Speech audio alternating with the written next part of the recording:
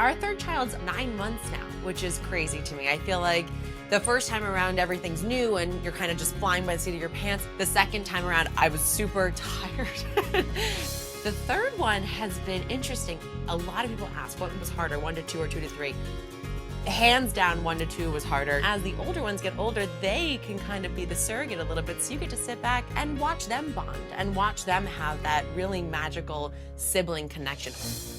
I'm one of the weird people who loves being pregnant. It's the aftermath of being pregnant that's a little bit more challenging for me. I don't have a lot of fear about sharing from my personal experience because that's always what I've done. But I felt this third time around like the need for that reality, the need for that honesty was more pronounced. I've wanted to share as much as possible about my post-baby fitness journey because I love to see that it's something so many women out there are going through with me.